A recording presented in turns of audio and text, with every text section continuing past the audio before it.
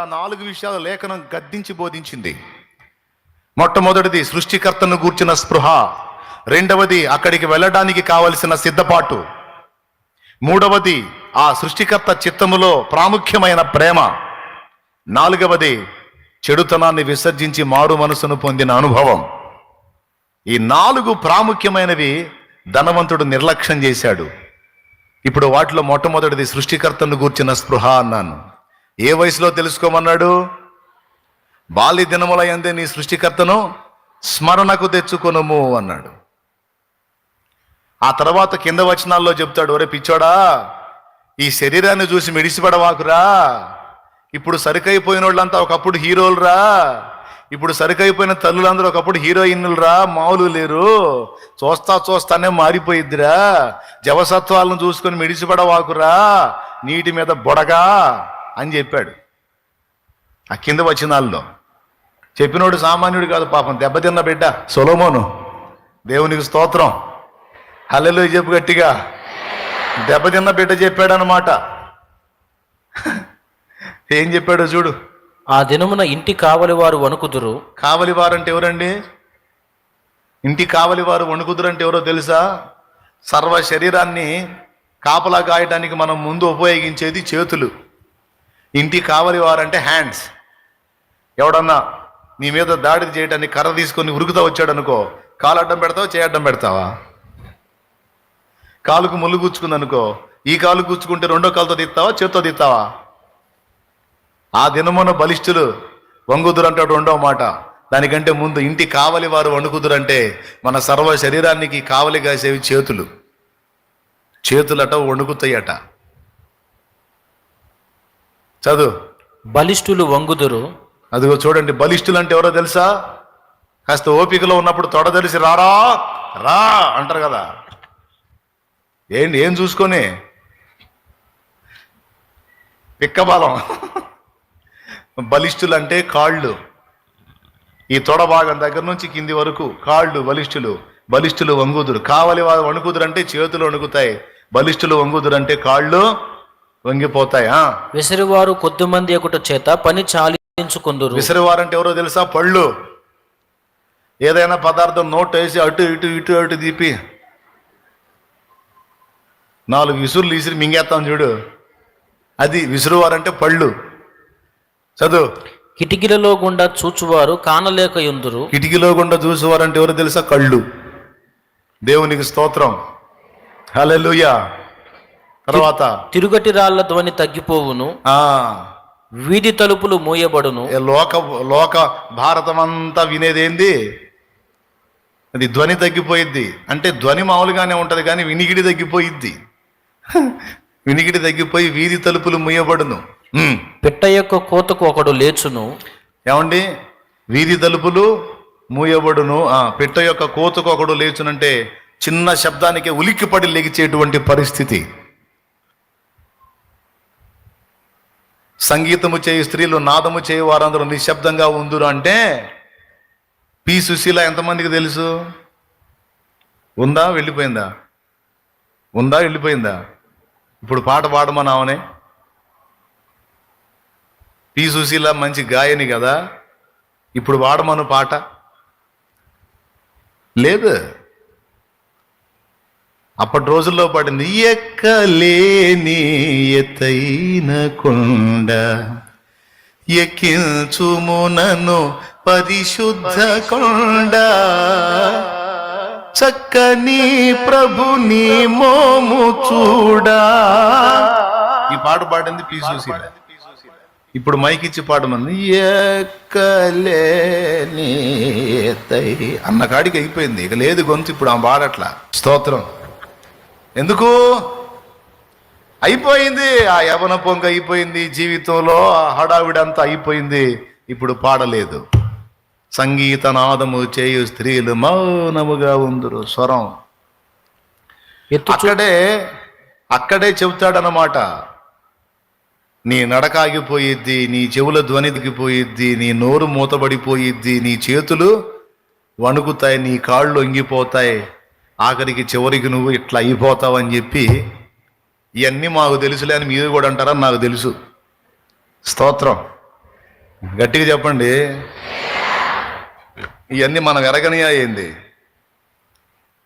కాకపోతే వచ్చిన బాధల్లా ఏంటంటే పండుటాకు రాలిపోతుంటే పైన నాకు పకపక నవ్విందని పెద్దలు సామెత చెబుతారు.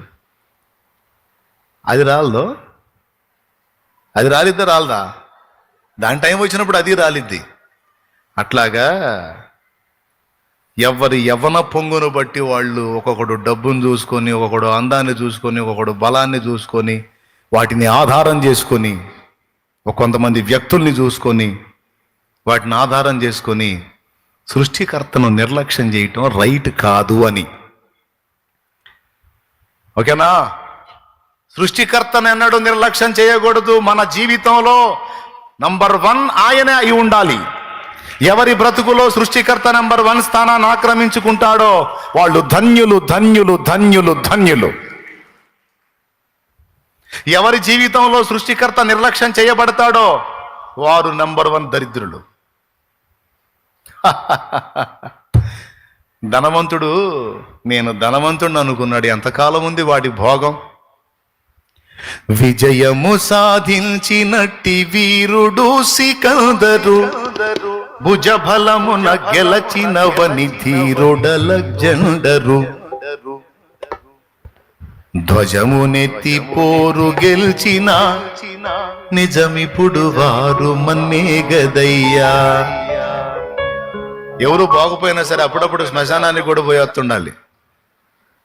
ఎవరన్నా పోయినప్పుడు పోయి రావటం కాదు.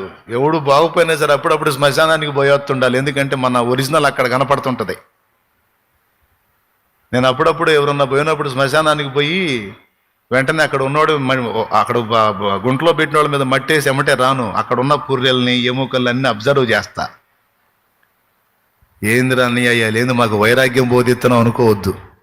దేవునికి స్తోత్రం. పెద్దగా చెప్పండి. ఏందిరయ్యా మమ్మల్ని ఏదో వైరాగ్యంలోకి తీసుకెళ్తున్నాం, విరక్తిలోకి తీసుకెళ్తాం అనుకోవద్దు. వాస్తవం చెబుతున్నా. అక్కడున్న పుర్రెలను చూసి ఏం మాట్లాడుకుంటానంటే, ఈ పుర్రె ఒకప్పుడు మనిషే, ఈ పేటలో బతికినోడే. ఎంత విర్రవీగాడో, ఎంత మిడివేలంగా ఊరేగాడో.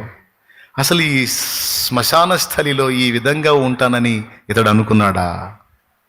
అయ్యో ఇదెంత వింత, ఇదెంత వాస్తవం.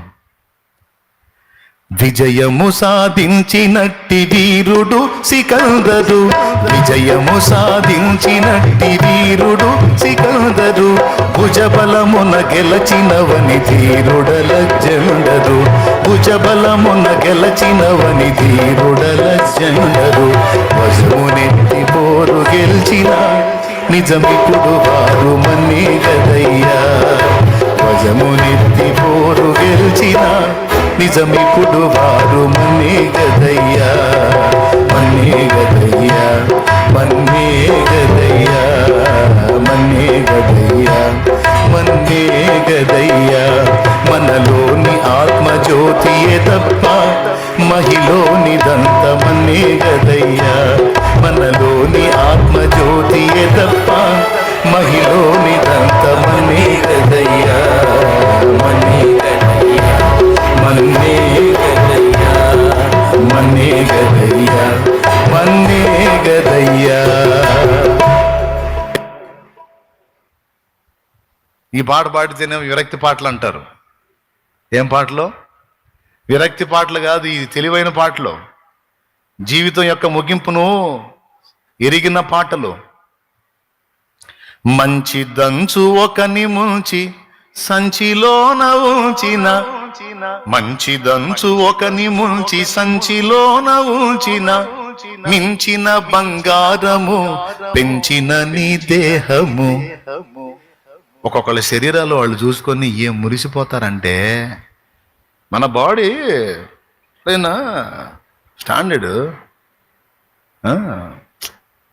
అసలు మజిల్స్ కూడా మామూలుగా అందరిలాగా లూజ్గా ఉండవుగా, ఫిట్గా ఉంటాయి. అసలు మజిల్ పవర్ కూడా మామూలుగా ఉంటుంది. మనది హ్యాండ్ పవర్ కానీ అసలు.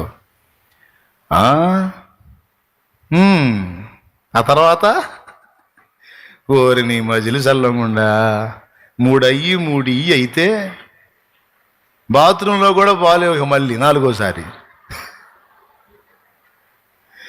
ఎగిరి ఎగిరి తంతావే పట్టుకోవాలి చెయ్యి. దేవునికి స్తోత్రం కలుగును గాక. ఏం లేదు, 2 సార్లు వాంతులై 3 సార్లు పోయి వచ్చాడంటే చాలు. 4గోసారి ఇక మంచం మీద నుంచి ఏంది బాత్రూమ్కి వెళ్ళాలా లే మరి ఎగిరి ఎగిరి తంతావుగా.